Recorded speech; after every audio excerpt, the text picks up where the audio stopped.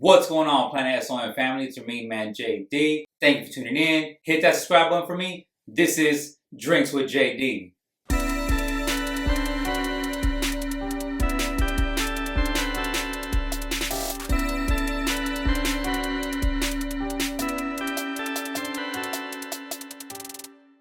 The legendary group Aztec Tribe, thank you so much for being here. I would love to take all your hands. You know what? I'm gonna go ahead. Thank you guys so much for being here. You know, as a fan, you know, I'm truly honored, you know, to have you guys on the show. It means a lot to me.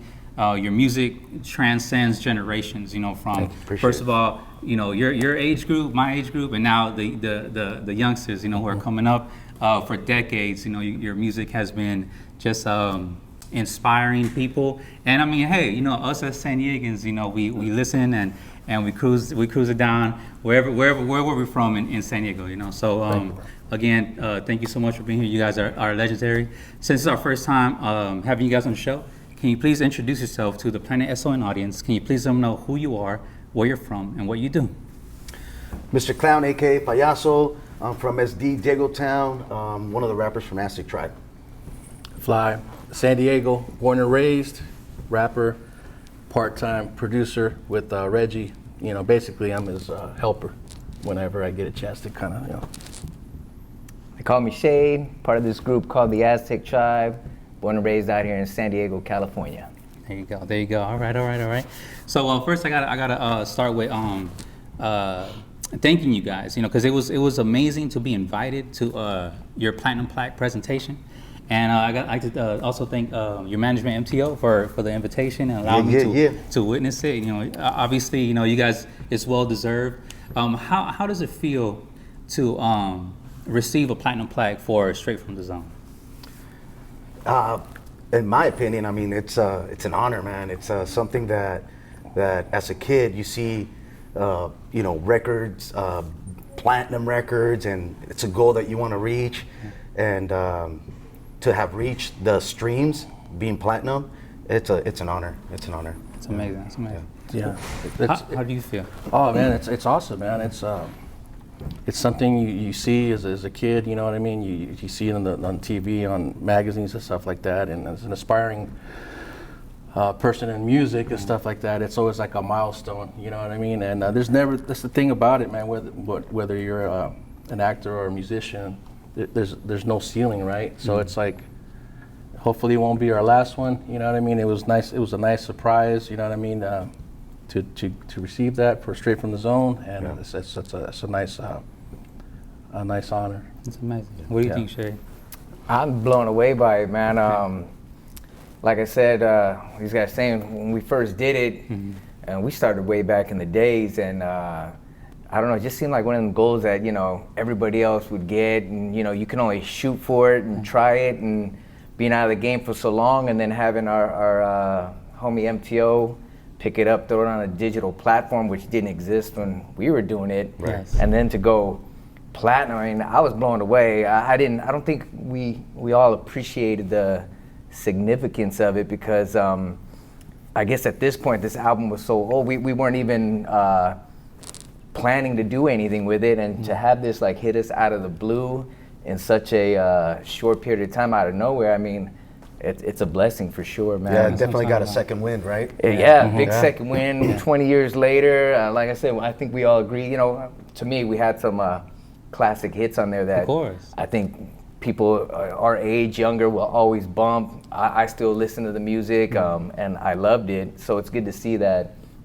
this whole new age group and whole new era that people still appreciate it, for it to hit platinum. I mean, we can actually say we have an album that went platinum now, you know, in the digital age. So it's cool, man. It looks nice on your wall, right? I love it. That's amazing. Love it, That's yeah. amazing. Okay. Yeah. Well, you know, since we're talking about Straight from the Zone, other than obviously Desperados and What If, but what Straight from the Zone, what it stamped was, you guys were, since it tested and it stood the test of time, right? You guys are, you know, pioneers. You guys are your spot on the Mount Rushmore of Chicano hip hop, San Diego hip hop. You know, is forever solidified, right? And how, or let's say this, Shay was talking about it right now, but do you guys ever go back to listen to the debut album and seeing how much you guys grew as an artist and also as a lyricist? 1,000%. Yeah, 1,000%, absolutely. man. Yeah. I just did a couple of weeks ago. I was listening through all Straight from the Zone, Desperados, and I was like, wow, man, it was a pretty. The stuff that we talked about back then, it was fun. You know, it was fun. So yeah, it's a trip to listen to the old CD. When we stopped making music, we kind of had like a little hiatus and stuff. We didn't touch anything for like over a decade, right? Yes. And then it wasn't until Oscar called me, Clown, and then I started revisiting the stuff. And of course, you remember exactly what you were doing. You know, it's like music's like a time capsule. You know, you remember what exactly the era. You know, who were you hanging out with and what were you doing? Yeah, man, it's a trip because you listen to some of your stuff and people, you know, compliment you all the time. They're like, oh man, that's a classic, that's a banger, and it's wonderful to hear. But sometimes, like me, especially with my ear, the way I like to write stuff, I hear some of the stuff and I cringe with my lyrics that I wrote. I'm like, oh shoot, like what the hell was I thinking about then? You know what I mean? But I mean, it's For the times back then. Yeah, it is what it is. Yeah. The cadence, the flow, the words. Yeah, exactly. And for the time, I guess was fine, you know. But it's some stuff that I would never even dream of dropping now on the booth. You know what I mean? There's It's evolution. Yeah, you know. But it's cool though. I mean, it was what it was, and I mean, obviously we did something right, I guess. You know, right? So That's amazing. You know. That's amazing.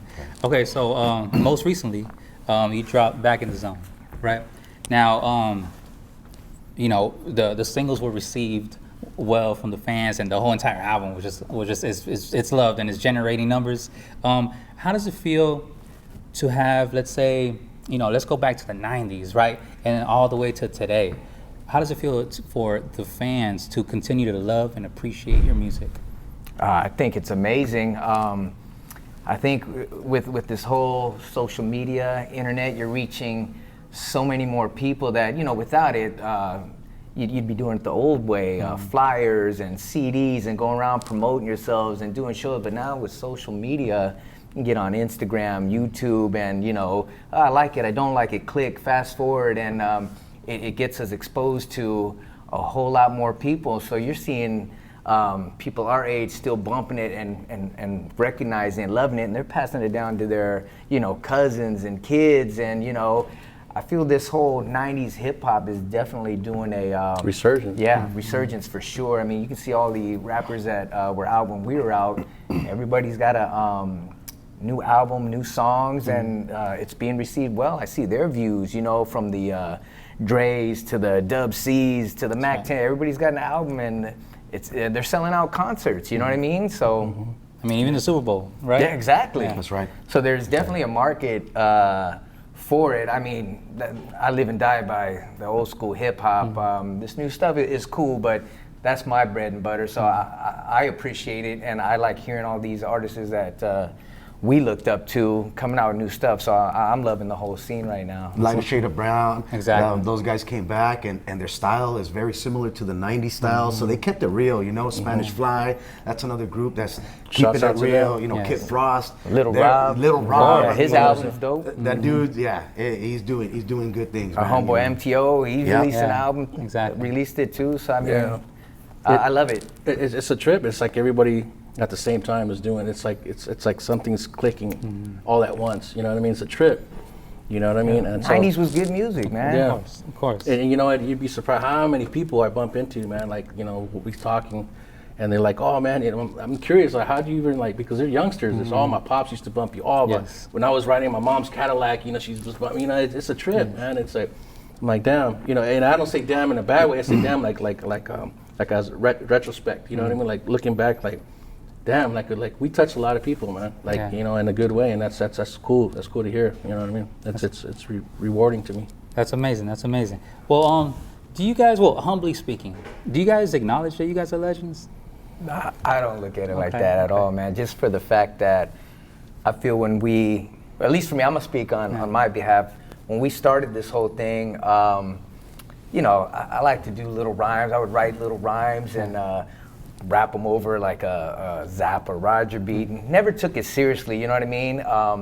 And so when the opportunity came, when the homie Rude Dog, one of the original members, and my boy Fly, they were putting something together, and they hit us up. Hey, hit me up. You interested? That was something so far-fetched. I was like, what are you talking about? Making a CD, a single? That was only what these artists in LA and all that were doing. So I was like, all right, hey, I'll go along for the ride. When I seen him do it with Diego Town, I said, hey, I'll go along for the ride.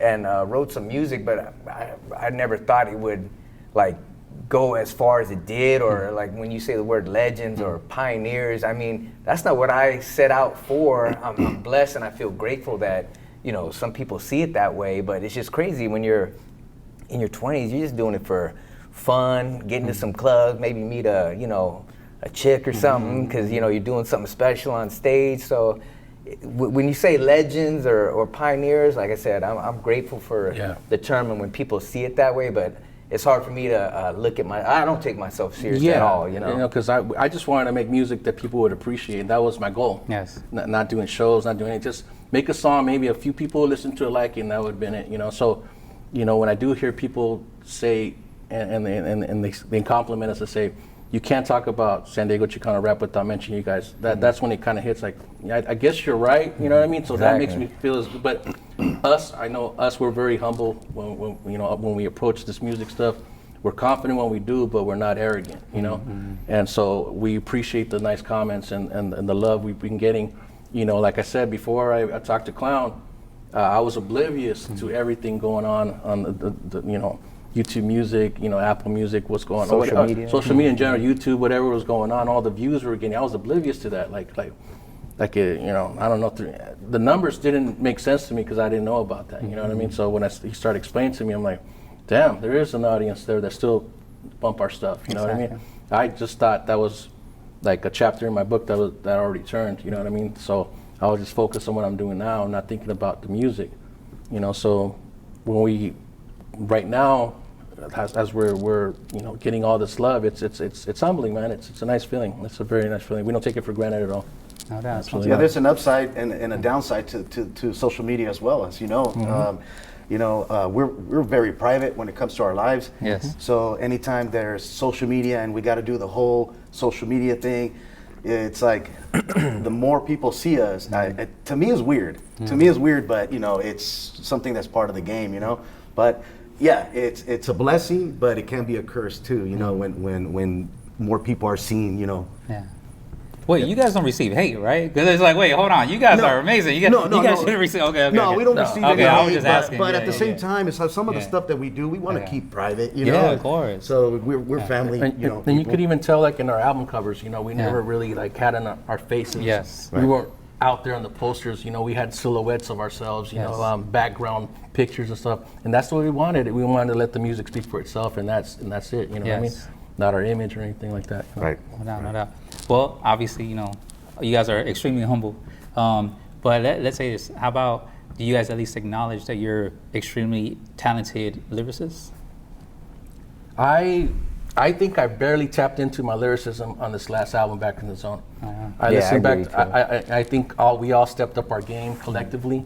And I think that break that we had helped, because there were so many times I'd be like listening to a song that would come out and be like, damn, those lyrics are whack on somebody else's stuff, but the beat's sick, and I would have done it like this if I would have, if I would go back.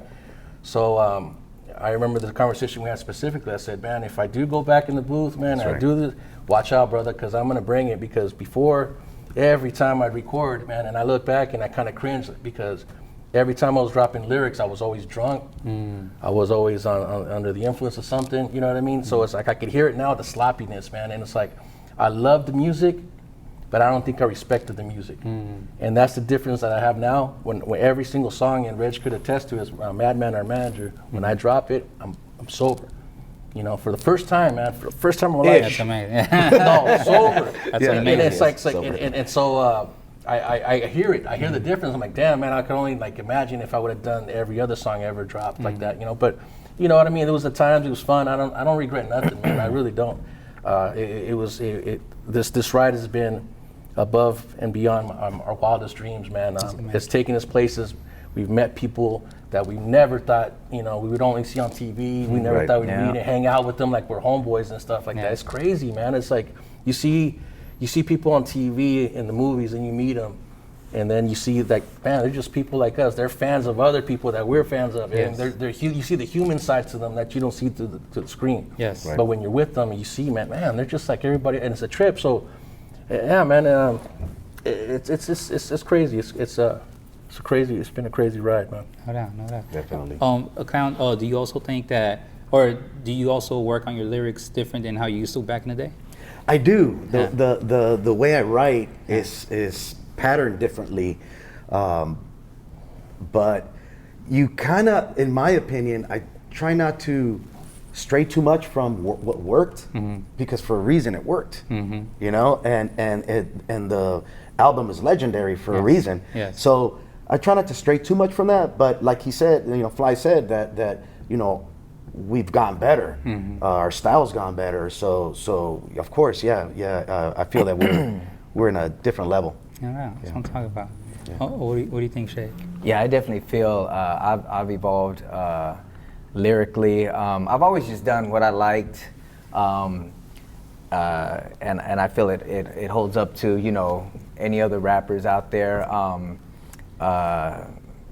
With this new album, I think at least myself, tried different cadences, and you know, so I think I do. I feel I have evolved my writing style, and what's crazy too. I don't know if it's just being lazy. I used to write all my lyrics down.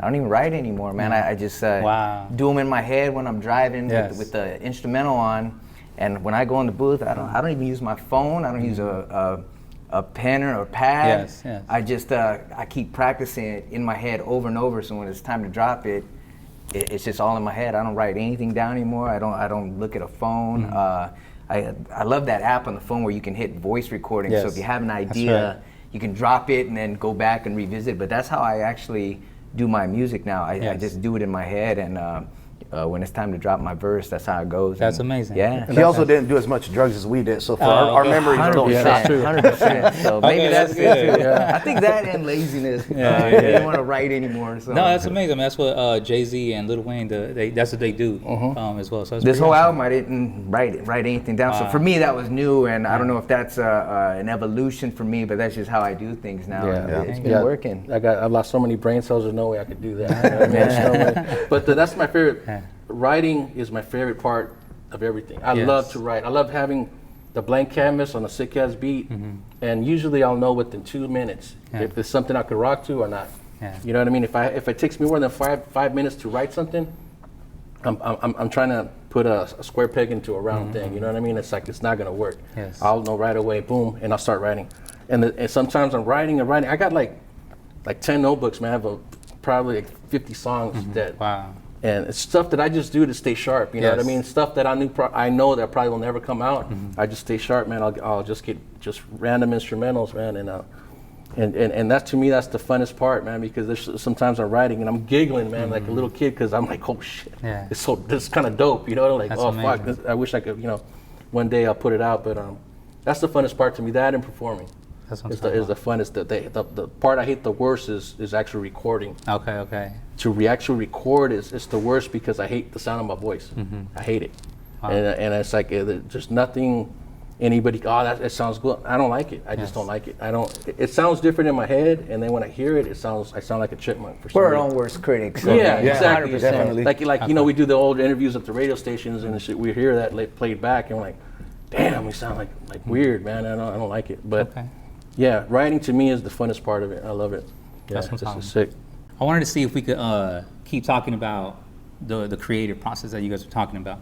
Now, you know, you guys are talking about beats, right? Let's just say beats. You know, as a fan, you know, if you listen throughout your discography, right, you got different type of beats, you know, but also a lot of them involve dope samples, right? Because you know, you get let's say a Scarface sample, you know, from the movie, or you get a Snoop Dogg sample, or you know, like an Ice Cube sample, right?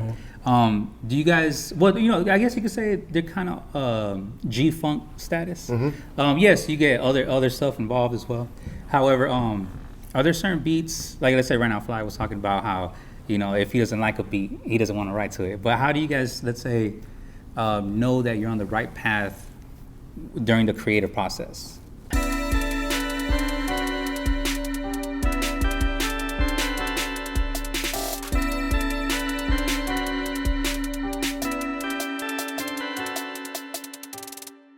day. Go work.